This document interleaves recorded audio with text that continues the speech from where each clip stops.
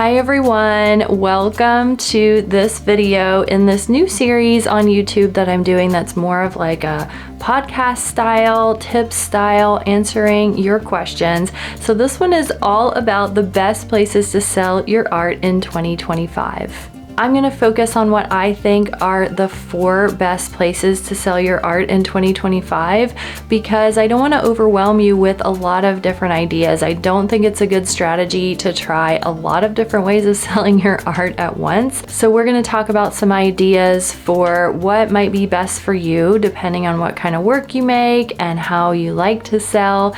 And hopefully you'll be leaving this with a really clear idea of how you'd like to sell your work this year. I'm Liz Kohler-Brown. I'm an artist, designer, and teacher, and I love sharing my process and resources with other creatives around the world. So let's dive right into the best ways to sell your art in 2025. And the first one is locally. With AI art flooding online marketplaces, local art has become even more valuable as people realize the value of handmade work. This is where you can connect with your local community and then branch out to nearby cities. You might start by making a list of places near you like galleries, coffee shops, maybe even artist co-ops, museum stores.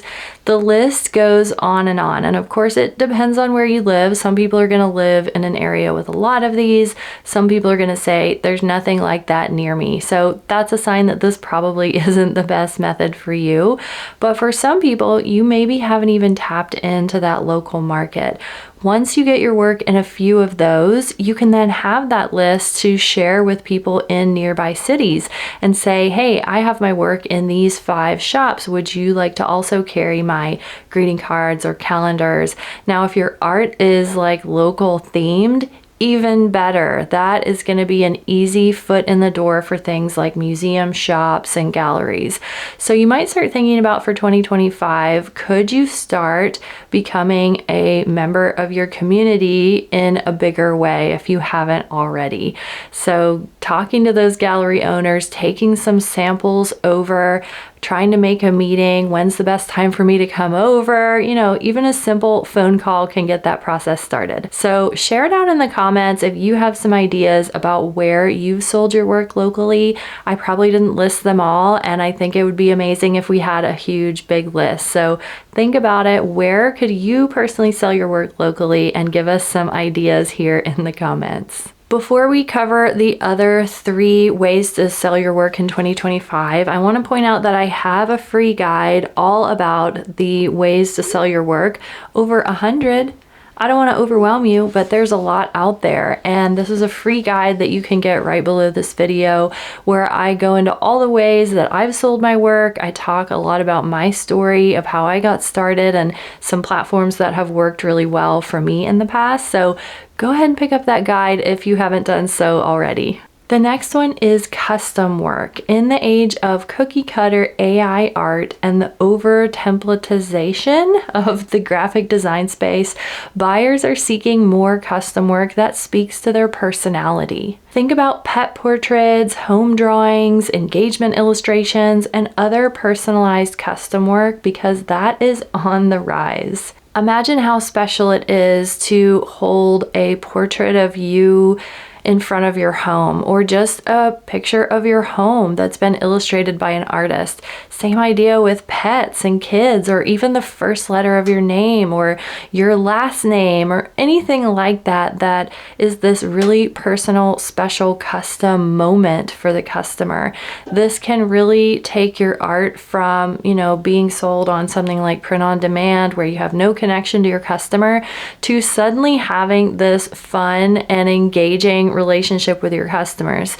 Now, of course, you need to design a way to protect yourself from working too much in a way of 500 different changes for the same illustration. You have to have some kind of process that says, I'll do 2 changes or I'll do 1 change. I'll send you proofs by this time. So you really have to design that process and tell the customer what is expected and what you'll do and not rely on them to call the shots. So that's a really important part of this that I've been stuck in before when I first started doing custom work.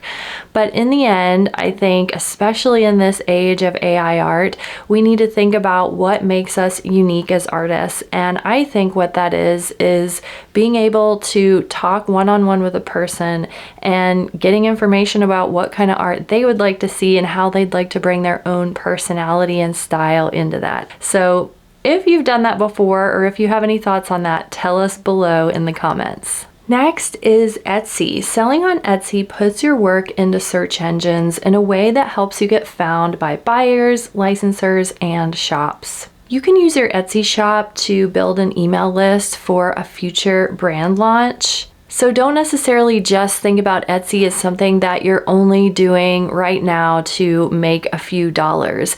Etsy, for me personally, is not necessarily a huge moneymaker, but it is a notoriety and search maker. It puts me in search so that big companies can find me. I've had so many companies reach out to me recently to let me know that they found me on Etsy, and they'll send me a screenshot from my Etsy shop and say, could you do something like this? Or could we license this? Have you already licensed this? The downside is for a lot of my cards, I've already licensed those to another greeting card company. So my thought is I just need to make a lot more cards because people are finding me on Etsy. So a lot of people say, oh, the fees on Etsy are so high. Yes, they are, because Etsy does a ton of work to help us get found. Now, I don't think that Etsy's a huge moneymaker. It's not going to make you rich. There needs to be some kind of strategy behind it that's like, okay, I'm building my email list in the background. I'm getting licensors interested in me. I'm making connections with customers and then doing custom work with them and getting their email addresses. Those sorts of things that is using Etsy as a search engine, as a base for building something, rather than considering it like your whole business. So all that to say, I know the comments are going to blow up with like, Etsy increased their fees and that's why I left. I do get that, but I think it's time to reorient our minds when it comes to Etsy and think about it as a search engine that isn't quite as flooded as something like Society6 or Spoonflower. Next is active print on demand. Using a print on demand or dropshipping company to sell your work through a site like Etsy or your own website helps you cut through the competition. When everyone else is using the easier methods, go the other way. This is something I've been thinking about a lot with a lot of these print-on-demand companies making big changes. Some are now requiring a subscription, some aren't. Some will just let you upload designs freely, others aren't. But in the end, I think the main issue here is that these sites are getting very full, and you go to a lot of these search pages and there's 50, 60 pages of designs for people to look through. I would much rather be one on a page of like 10 designs than one on a page of 500 designs. So it's something to think about when you put your work through something like drop shipping or Etsy onto the internet, and you're not competing with so many people as you would on something like Society6. You're getting a lot more eyeballs on your art. So that's why I think this method works. For me, I don't want to ship anything from my house, so I do use these print-on-demand or drop shipping companies, and I talk a lot about that in the Sell Your Stuff guide. So if you're curious about how that all works and how I set that up, check out that guide. So I hope you enjoyed this and got some good tips out of it. Tell me in the comments if you made any realizations or have any other ideas about selling your work in 2025. If you like this video, you may also like the video where I talk about how I design sellable clip art sets on my iPad, like SVG, graphic sets, and PNGs. And my video where I share about my tiny house studio and my process for selling my work. I'll see you all next time. Bye.